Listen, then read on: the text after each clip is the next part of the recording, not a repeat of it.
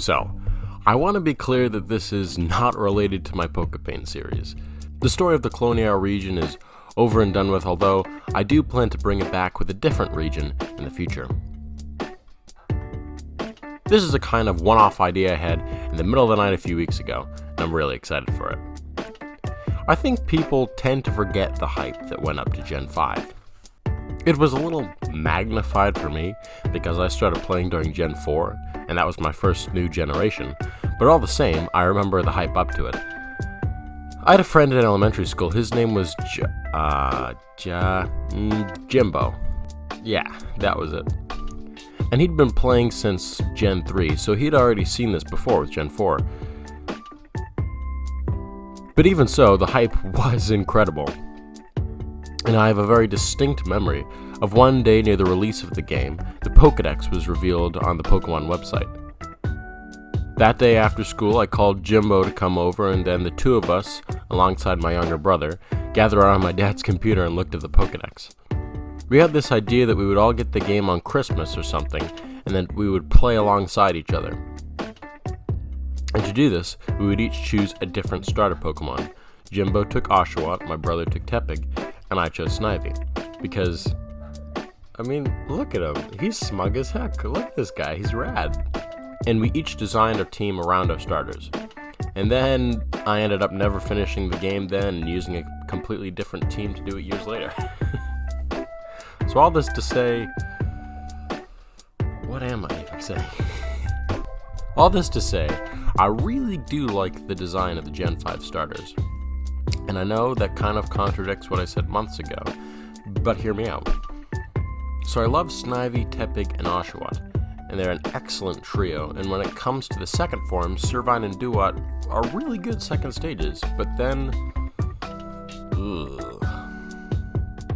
I think it may have been a design shift in the company or something, because even though the starters up to Gen 4 were not perfect, Meganium, and even though I love the new starters, I definitely prefer the trios overall better Gen 4 and back.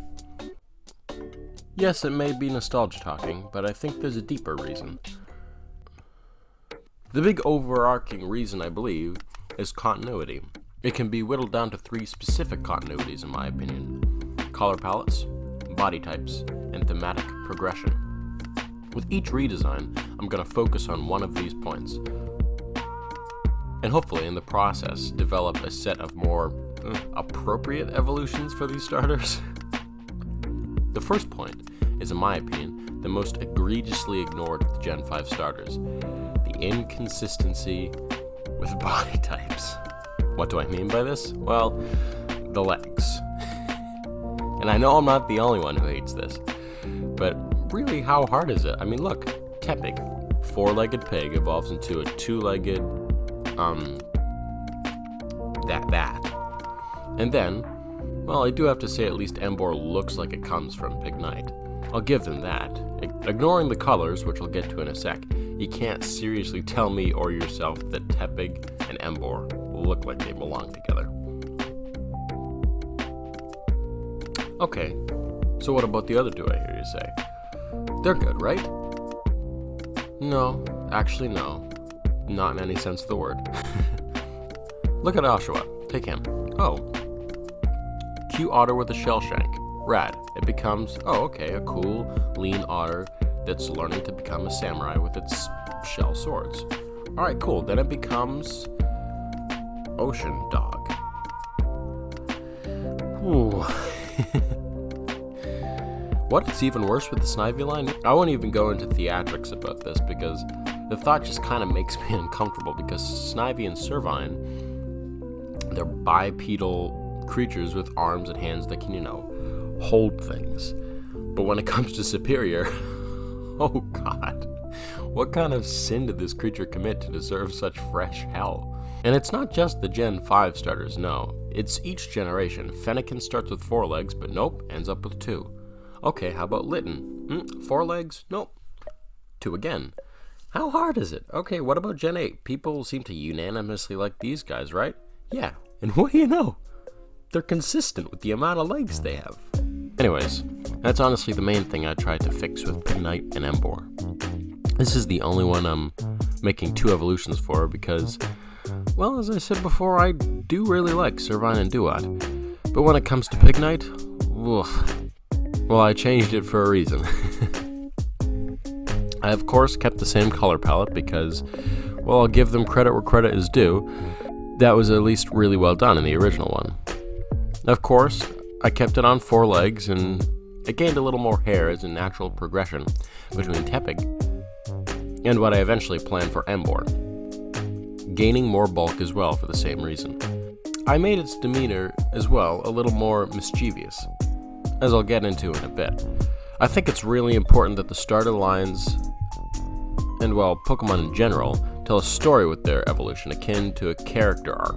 In here, I think going from a happy baby pig to a teenaged mischievous pig is a good second step for a more serious design that it will eventually take when it becomes Emboar.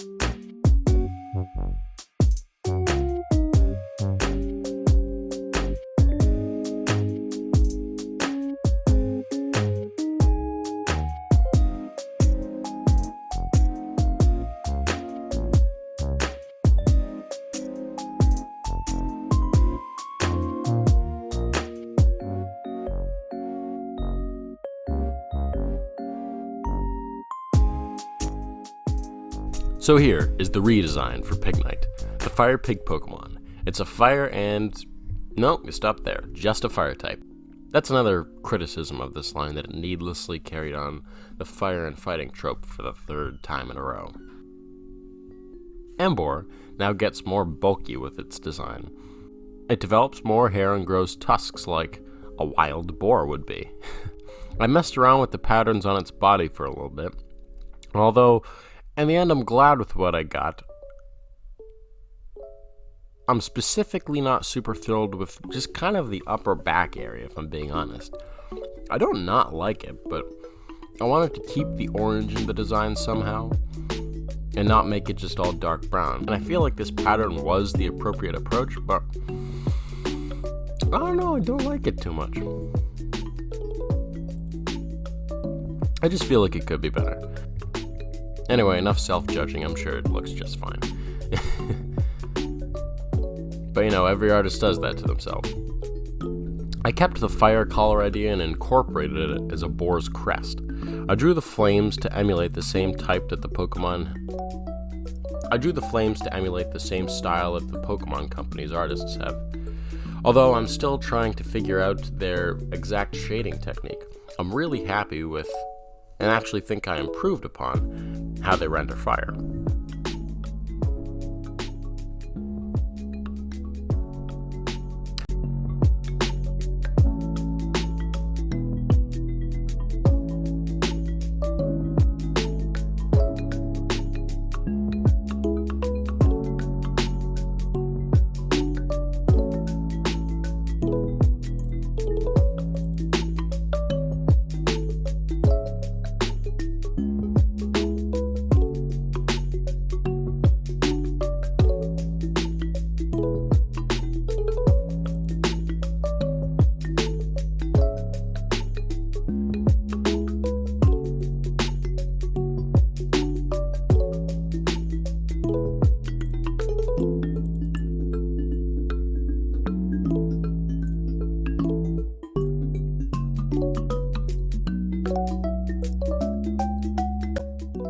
I have to say I'm learning a lot about the Pokemon Company artists and how they draw, and it's both teaching me a lot about professional art and a really interesting topic.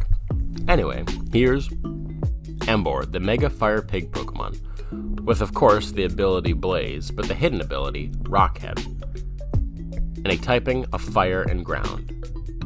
You could keep it as just Fire as well, but any typing really makes more sense than what it got in the real game. So that's the Tepig line down. One down, two more to go.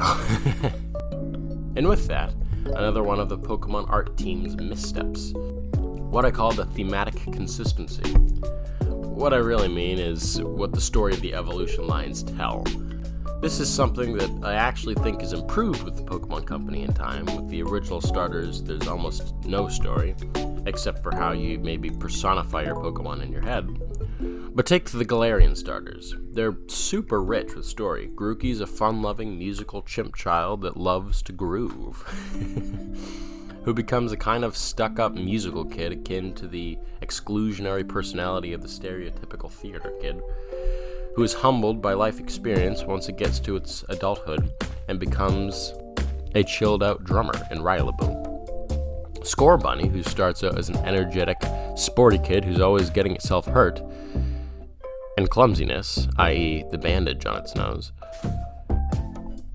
to an edgy but still athletic teen with a hoodie and a cool demeanor, to a full-on professional athlete. And then you have Sobble, who goes from a shy kid to an emo kid to a professional, stealthy, and intelligent spy. So with this in mind, and what I said earlier about Oshawott's line, what should the natural progression be? It starts out as a small, timid trainee, armed with but a shell as a sword, unconfident by its absence of skill, who evolves into a learned apprentice who's growing, quite literally, if you pay attention to its patterns, into its role as a samurai. And so naturally, I went with this progression in a still bipedal otter that has become a master samurai, still using its shells as swords. I used the growing of its fur patterns to both darken the design, which you can see is the natural progression between Oshawott and Duat, and the color palette. So the color palette was heading that way anyways. And to make it appear more like a samurai, using its mustache fur that was beginning with whiskers on Duat to grow into the figures of a samurai helmet.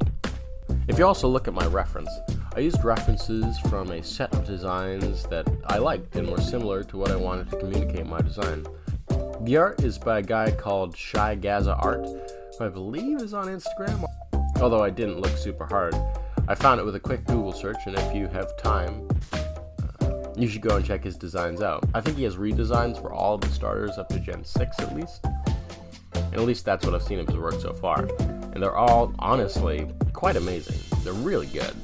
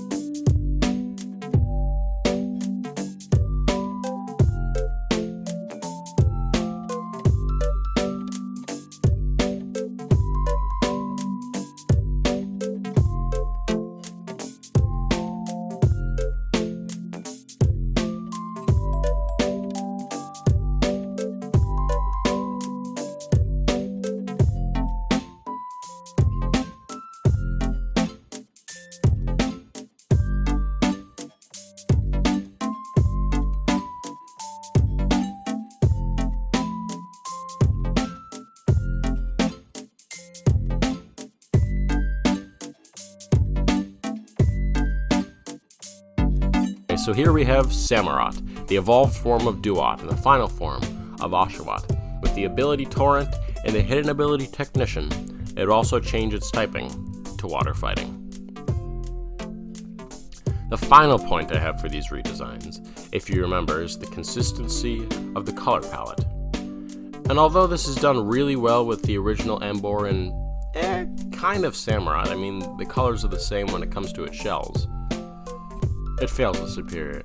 And with its aforementioned, no legs, it honestly doesn't really look like it belongs in the Snivy line. So with that in mind, I set out to redesign Superior, but with, legs. So I could have gone about this one of two ways. I could have redesigned 2 pre-evolutions for Superior, or done it the way I did it. I would like to revisit this line and possibly do it that way in the future, from the final stage down, so to speak, but I knew I wanted to do it this way for a couple of reasons. One, when I was a kid, I didn't know that Snivy was a snake until, Servine evolved into Superior on Route 9. My little kid mind looked at Snivy and went, yes, smug grassinoli. And while I'd usually look back at my dumb little kid self and say, wow, that's a dumbass kid, I actually stand by my 10-year-old self with this, because it really kind of does. Anyone on the planet can tell you that snakes don't have legs. My girlfriend and I went to the Reptile Expo recently, and while there I saw this little lizard that was apparently called a flat-tailed or leaf-tailed gecko. And I looked at it and I thought, wow, that's just Snivy right there. Yeah, I'm kind of still 10 inside, I think. The other reason I redesigned Superior like I did is because when I was a kid and I saw what I thought was a little grass lizard, I thought it was going to evolve into some sort of leaf-tailed raptor dino thing. And so that's what I did. And to be honest, I'm not super sure how I feel about it. I like it a lot more than the real one, but I feel like it needs a few more passes before it's really done. You know what I mean? My dislike of the design may come from sloppy color work, and it's also just a tad too saturated.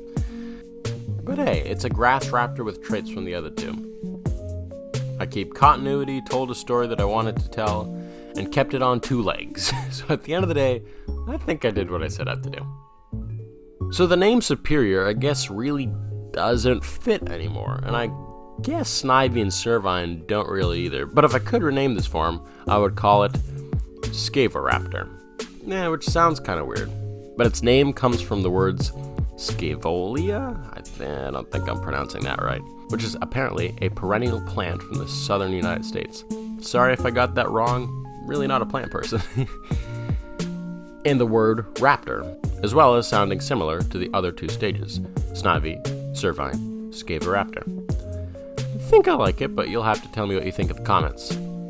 Scavoraptor, the evolved form of Servine, and the final form of Snivy, with the ability Overgrow and the hidden ability Intimidate, with a typing of Grass and Dragon.